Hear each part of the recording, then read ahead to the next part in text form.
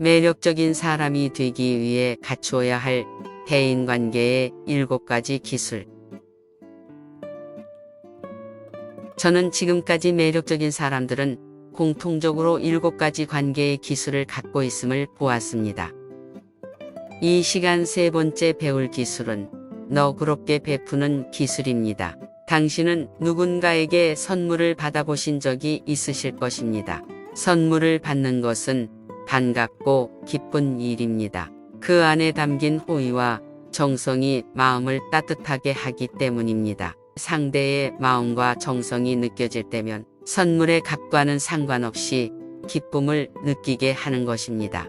이것을 고르느라 얼마나 고민을 했을까? 얼마나 발품을 팔며 돌아다녔을까? 떠올려보면 한없이 고마운 생각이 드는 것입니다. 당신도 누구에게 선물을 해보셨을 것입니다. 선물을 사기 위해 쓰이는 비용도 비용이겠지만 그보다도 도대체 무엇을 선물해야 할지를 정하는 것이 보통 수고스러운 일이 아닌 것입니다. 선물을 고른다는 것 자체가 많은 정성과 수고를 필요로 하는 일임을 알기에 선물을 보면 고마운 마음이 드는 것입니다. 선물 속에 담긴 마음이 어떤 마음인지 정의를 내려본다면 저는 너그러움이라고 생각합니다. 선물 안에는 그의 너그러운 마음이 담겨 있는 것입니다. 아이들이나 생각이 짧은 사람들은 너그러움보다 선물 자체에 주목합니다. 그러나 철이 들고 성숙하게 되면 선물을 주는 그 사람의 마음에 주목하게 되는 것입니다. 받는 사람의 마음을 기쁘게 하는 것은 돈의 액면 가치가 아니라 그것을 건네는 사람의 마음의 너그러움임을 알기 때문입니다. 어디를 가든지 사람을 몰려들게 하는 사람이 있는가 하면 수많은 사람들과 있어도 섬처럼 홀로 뚝 떨어져 외롭게 있는 사람이 있습니다. 어느 회사의 점심시간이 되면 많은 직원들이 회사 내 구내식당으로 갑니다. 요즘 한 끼 식사값이 매우 올랐기에 외식을 하기보다 저렴한 구내식당을 이용하는 것입니다. 점심시간만 되면 사람들로 식당이 바글바글합니다. 그런데 유독 한 부장 주의만 이상하게도 한산합니다. 그 부장도 자신의 테이블만 텅 비어 있는 것이 본인이 보기에도 민망했던지 고개를 숙인 채 핸드폰만 만지작거리며 숟가락질을 합니다.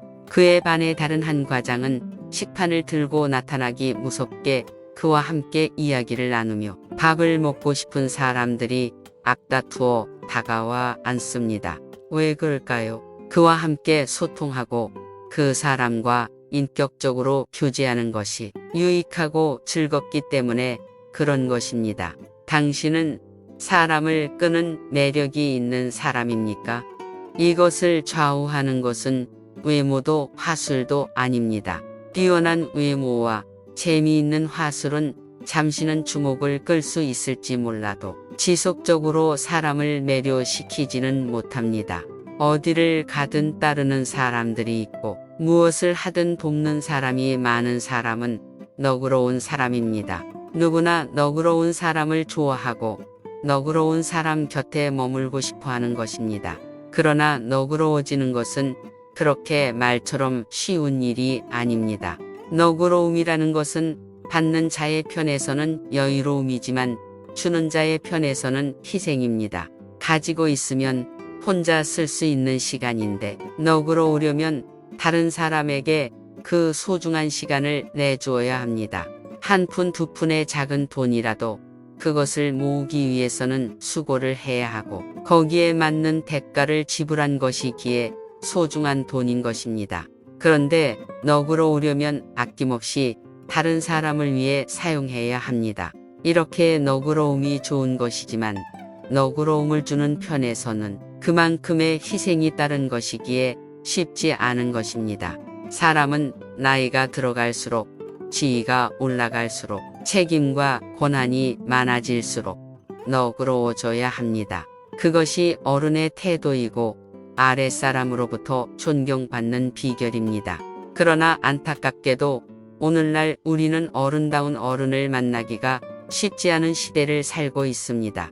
정치 지도자는 물론 사회의 각 분야 지도급 인사, 가깝게는 직장의 상사나 집안의 어른, 동호회나 모임에서 만나는 사람들에게서조차 넓은 아량을 보여주는 사람을 찾기가 어렵습니다. 너그러운 사람은 자기의 입장만 주장하는 것이 아니라 자신의 기호와 전혀 다른 견해를 가진 사람에 대해서도 고개를 끄덕여 줄 수 있는 사람입니다.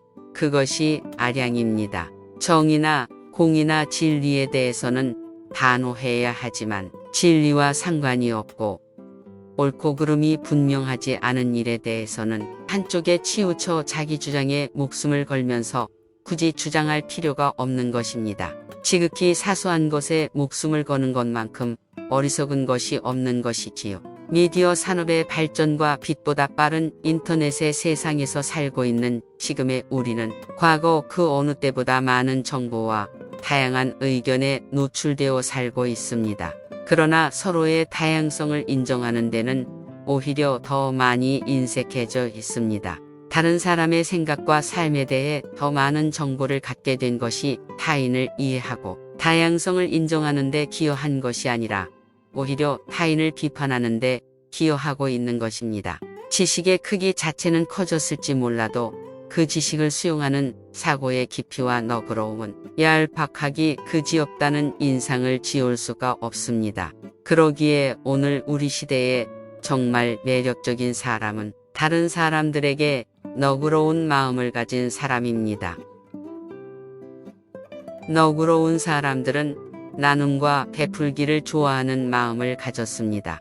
저는 가끔 TV나 인터넷에 나눔을 실천하는 분들의 기사를 볼 때면 얼마나 부러운지 모릅니다.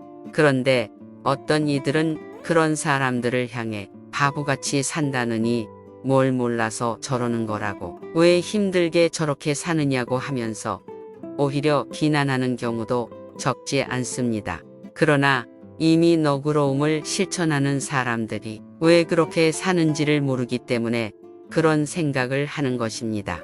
그들은 자신에게 도와달라는 사람이 많고 하소연하는 사람이 많고 믿고 따르는 사람이 많으면 힘들겠다는 생각을 하지 않습니다.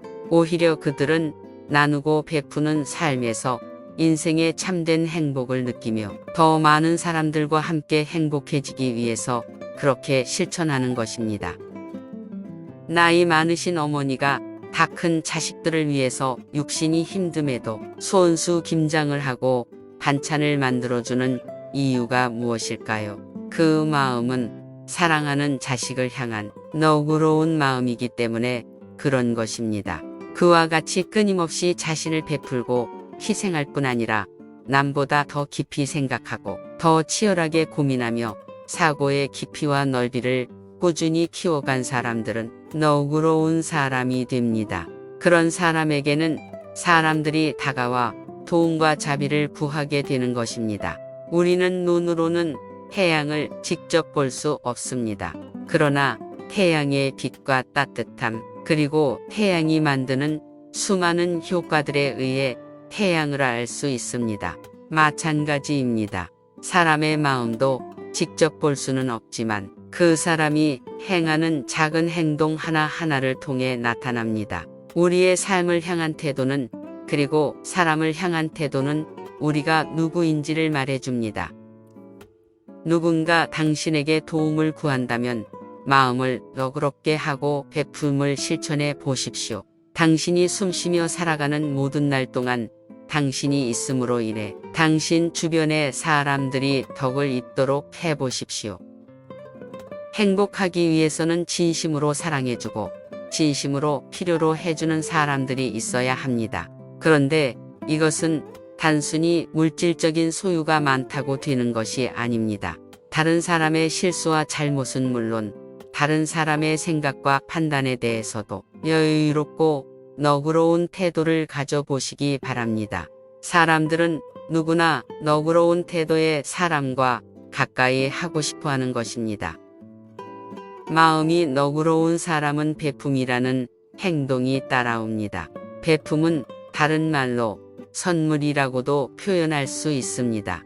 선물은 말 그대로 선물이지 뇌물이 아닙니다. 무엇인가 이해관계가 맞아서 어떤 대가나 보상을 기대하며 주는 것은 뇌물입니다. 선물은 그가 좋고 사랑스러워서 또는 너무 고마워서 그가 기뻐하면 나는 그것으로 충분히 보상을 받았다고 생각하기에 주는 것입니다.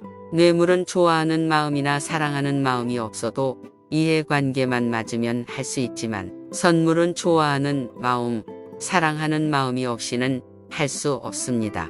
그러기에 선물은 친구를 만들어 줍니다. 엄밀히 말하면 선물이 친구가 되게 하는 것이 아니라 선물에 담긴 사랑이 친구가 되게 해주는 것입니다. 나눌 것이 있으면 나누고 흘려보낼 것이 있으면 흘려보내 보십시오. 그러면 당신은 당신을 사랑하는 친구들을 더 많이 얻게 될 것입니다. 나중에는 그 흘러간 사랑이 다시 당신에게 반드시 돌아오게 될 것입니다. 젊은 학생이 있었습니다.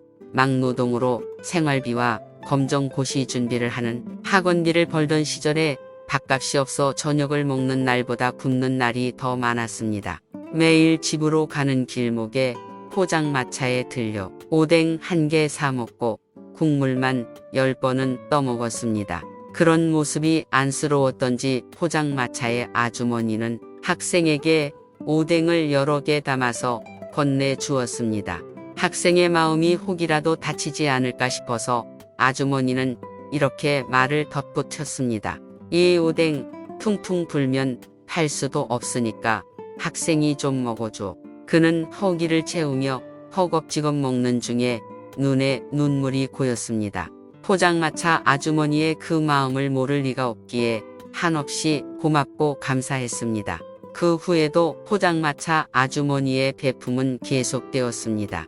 이후에 그는 대학교를 졸업하고 대기업에 취직이 되고 실력을 인정받아 인사를 담당하는 중요한 직책을 맡고 있었습니다. 10년이 지났을까요? 어느 날 그는 아직도 그 포장마차가 그곳에 있을까 싶어 찾아가 보았습니다. 놀랍게도 아주머니는 그곳에서 여전히 장사를 하고 계셨습니다. 그런데 아주머니 옆에 아들이 함께 있었는데 다리를 심하게 저는 장애인이었습니다. 마땅한 취직 자리가 없어서 어머니를 돕고 있는 형편이었던 것입니다. 누가 봐도 안쓰러워 보였습니다. 그는 다음 날 회장님께 자신과 관련된 자초지종을 이야기했습니다. 그때만 해도 장애인을 위한 편의시설이 잘 갖춰지지 않았기에 회사에 취직한다는 것이 쉬운 일이 아니었습니다. 회장님은 그의 얘기를 다 듣고 난 후 승낙해 주었을 뿐만 아니라 회사 내의 장애인들을 위한 시설로 전부 재정비하도록 지시했습니다. 장애인 아들이 회사에 채용되자 아주머니는 눈물을 흘리며 기뻐하셨습니다. 이 은혜를 내가 어떻게 갚나. 그러나 그는 아주머니의 손을 꽉 잡으며 이렇게 대답했습니다. 아주머니, 사실은 제가 먼저 빚을 졌습니다. 저는 그걸 갚았을 뿐입니다. 배고픔의 서름을 달래주었던 아주머니의 작은 배품이 큰 은덕으로 되돌려 받게 된 것입니다. 대가를 바라지 않은 배품을 실천했던 포장마차 아주머니나 그 배품의 감사를 마음에 담고 살아온 그 청년의 마음은 동일한 너그러운 마음 아니었겠습니까? 배품은 너그러운 마음을 가진 사람들에게서 품어나는 아름다운 향기입니다. 그 향기를 사람들은 가장 매력적인 향기로 꼽을 것입니다. 이러한 매력을 갖춘 당신이 되기를 바랍니다. 오늘도 당신의 멋진 인생을 응원합니다.